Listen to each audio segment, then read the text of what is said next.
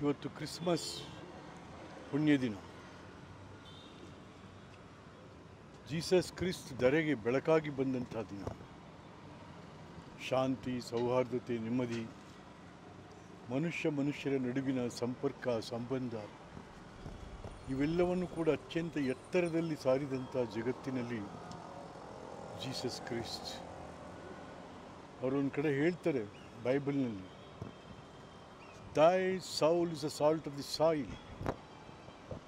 ಎಲೈ ಮನುಷ್ಯನೇ, ನೀನು ಈ ಮಣ್ಣಿನ ಸತ್ವ, ಉಪ್ಪಿಗೆ ಪರ್ಯಾಯವಿಲ್ಲ. ಸಿಹಿಗೆ ಪರ್ಯಾಯ ಇದೆ, ಉಪ್ಪಿಗೆ ಪರ್ಯಾಯ ಇಲ್ಲ.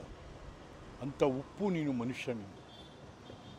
ಆ ಸತ್ವವನ್ನೇ ಕಳೆದುಕೊಂಡರೆ ಜಗತ್ತಿನಲ್ಲಿ ಹುಡುಕುವುದಾದರೂ ಏನು ಅಂತ ಪ್ರಶ್ನೆ ಮಾಡ್ತಾರೆ.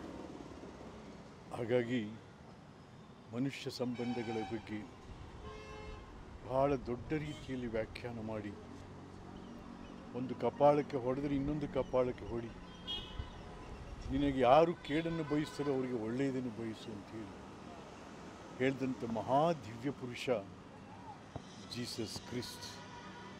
ನಿನ್ನಲ್ಲಿರುವ ದೌರ್ಬಲ್ಯಗಳು, ನಿನ್ನ ಕೋಪ, ದ್ವೇಷ ಮತ್ತು ಇನ್ನೊಬ್ಬರ ಬಗ್ಗೆ ಅಸಮಾಧಾನ ಇವೆಲ್ಲವನ್ನು ನನಗೆ ಕೊಟ್ಬಿಡು ನೀನು ಅಂತ ಕೇಳ್ತಾನೆ. ಹಾಗಾಗಿ ಈ ಜೀಸಸ್ ಕ್ರಿಸ್ಟ್ ಹುಟ್ಟಿದ ದಿನ ಕುರಿ ಕೊಟ್ಟಿಗೆಯಲ್ಲಿ ಹುಟ್ಟುತ್ತಾನೆ ಜೀಸಸ್ ಕ್ರಿಸ್ಟ್.